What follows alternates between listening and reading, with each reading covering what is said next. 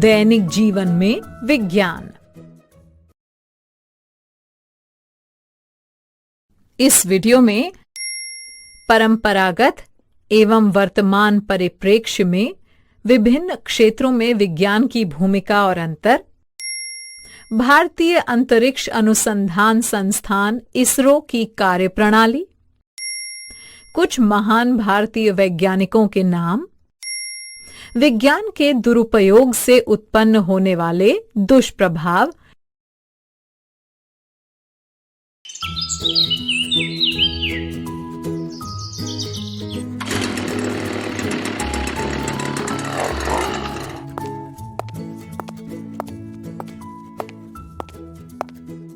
अरे वाह खोजी, आज तो तुम बहुत जल्दी स्कूल आ गए। हाँ दीदी, मैं आज अपनी नई साइकिल से आया हूँ, इसीलिए स्कूल जल्दी पहुँच गया। नमस्ते दीदी, देखिए हम अपनी साइकिल से कितनी जल्दी स्कूल आ गए। हाँ, ये तो है सवाली।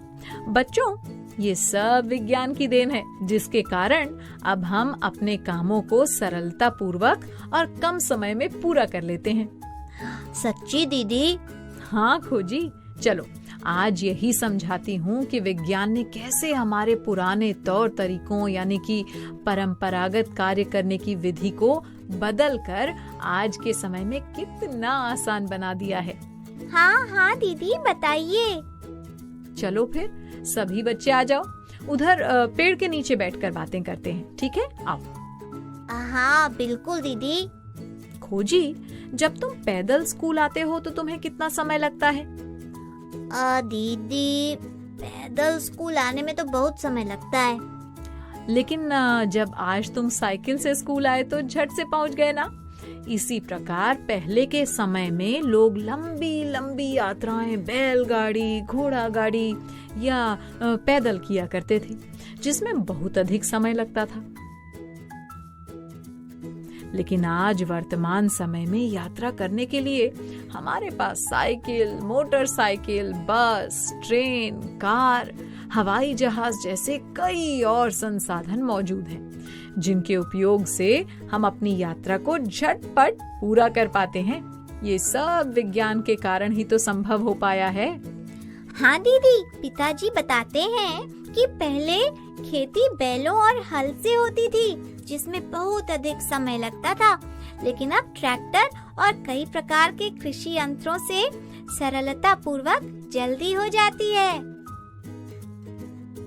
बिल्कुल सही बात है सवाली। पता है बच्चों, पहले जब किसी व्यक्ति की तबीयत खराब होती थी तो उसका परीक्षण सिर्फ नाड़ी देखकर किया जाता था और उस समय जड़ी बूटियों से इलाज किया जाता था, जो कि बहुत अधिक कारगर नहीं होती थी और इंसान के ठीक होने में बहुत ही अधिक समय लगता था। अब देखो, अनेकों प्रकार के परीक्षण जैसे खून की जांच, एक्सरे, अल्ट्रासाउंड आदि से तुरंत पता लगाया जा सकता है कि इंसान को कौन सी बीमारी है और नई नई कारगर दवाओं और स्वास्थ्य उपकरणों से शीघ्र ही बीमारी का इलाज किया जा सकता है। दीदी, माँ बताती है कि पहले जब फोन या मोबाइल नहीं होता था, तब लोग अपने दूर के रिश्तेदारों को चिट्ठी लिखते थे, जिसे पहुँचने में कई दिन लग जाते थे। हाँ खोजी, विज्ञान ने शिक्षा के क्षेत्र में भी बहुत से नवाचार किए हैं। पहले के समय में शिक्षा सिर्फ गुरुकुल पद्धति से होती थी और अब कंप्यूटर तथा इंटरनेट के माध्यम से पढ़ाई बहुत ही आसान हो गई है। और तो और हमारे वैज्ञानिकों ने एड्यूसैट नामक शैक्षणिक उपग्रह अंतरिक्ष में भेज दिया है, जिसके माध्यम से हम देश विदेश हो रही पढ़ाई को घर बैठे देख और पढ़ सकते हैं। दीदी, ये उपकरण अंतरिक्ष में भेजे कहाँ से जाते हैं? बच्चों, हमारे भारत में अंतरिक्ष से संबंधी सभी जानकारियां भारतीय अंतरिक्ष अनुसंधान संस्थान देता है, जिसे हम इसरो के नाम से भी जानते हैं। यहीं पर कृत्रिम उपग्रह बनाए और अंतरिक्ष में भेजे जाते हैं। यहीं से चंद्रयान और मंगलयान भी अंतरिक्ष में भेजे गए थे। ये कृत्रिम उपग्रह या नए नए उपकरण बनाता कौन है? खोजी, ये सब खोज और इनका निर्माण वैज्ञानिक करते हैं। दीदी, हमारे देश में भी वैज्ञानिक होते हैं? हाँ खोजी, Aryabhata, Charaka, Shridharacharya, Sushruta, Jagadish Chandra Bose, S Ramanujan, sir CV Raman, Hargobind Khorana, doctor APJ Abdul Kalam, ये सब हमारे भारतीय वैज्ञानिक हैं। दीदी, डॉक्टर एपीजे अब्दुल कलाम का नाम तो मैंने भी सुना है। बिल्कुल सुना होगा सवाली। इन्होंने कई मिसाइलें बनाई थी। और तो और डॉक्टर एपीजे अब्दुल कलाम हमारे देश के राष्ट्रपति भी थे। दीदी, टीवी का आविष्कार किसने किया था? बच्चों, टीवी का आविष्कार जॉन लोगी बेयर्ड ने किया था। ऐसे ही टेलीफोन का आविष्कार अलेक्जेंडर ग्राहम बेल ने और कंप्यूटर चार्ल्स बैबेज ने बनाया था।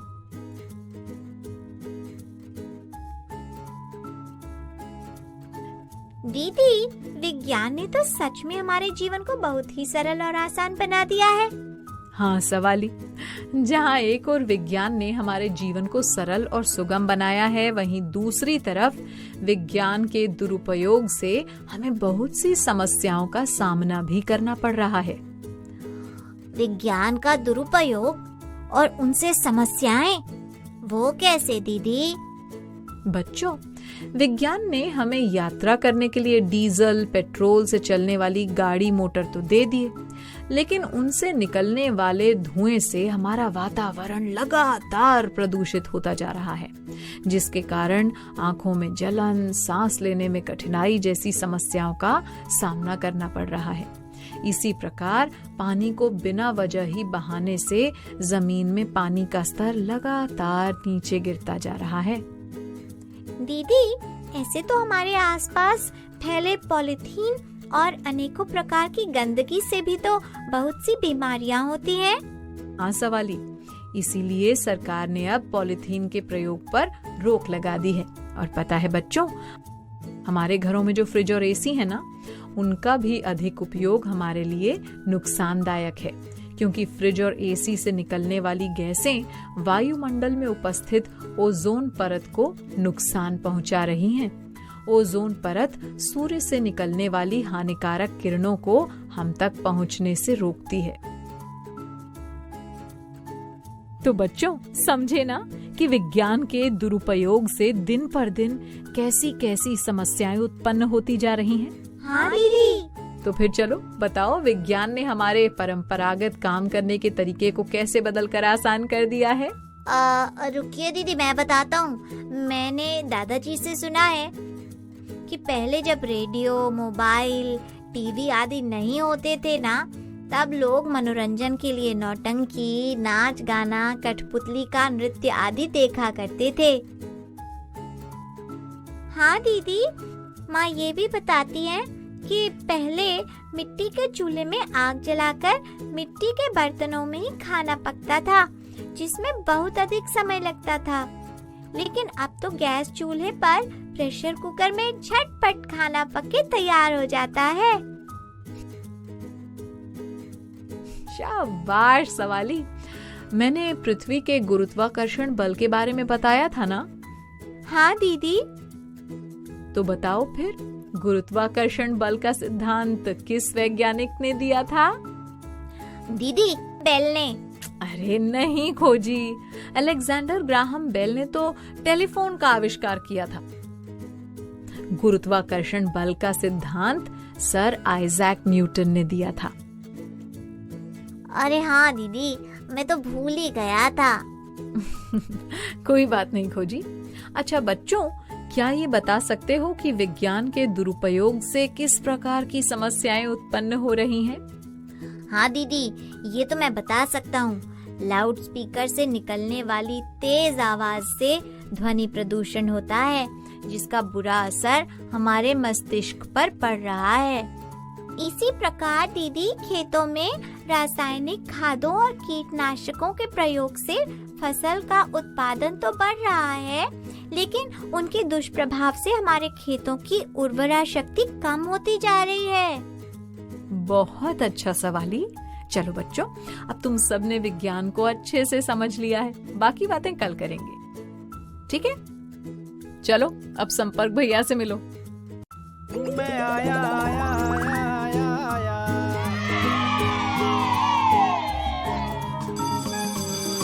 ओके बच्चों, बाय बाय बाय। बच्चों अब मैं जाती हूँ, कल फिर मिलने आती हूँ। इंग्लिश में अब होंगी बातें, मैथ सीखेंगे हंसते गाते। पहेली, किस्से और कहानी सुनना अब तुम मेरी जुबानी। बात पड़ी है सीधी सीधी, मैं हूँ आपकी संपर्क दीदी। संपर्क फाउंडेशन।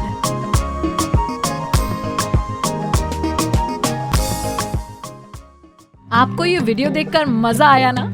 अगर आप इस वीडियो से संबंधित अन्य संसाधन जैसे कि अन्य वीडियो, गतिविधियां, क्विज इत्यादि देखना चाहते हैं तो अभी डाउनलोड करें संपर्क स्मार्ट शाला मोबाइल एप्लीकेशन। और हाँ, अगर आपको ये वीडियो अच्छा लगा हो तो इसे जरूर लाइक करें। और भी नए नए वीडियोस देखने के लिए सब्सक्राइब बटन पर क्लिक करना न भूलें। मिलते हैं बहुत जल्द YouTube और संपर्क स्मार्ट शाला ऐप पर।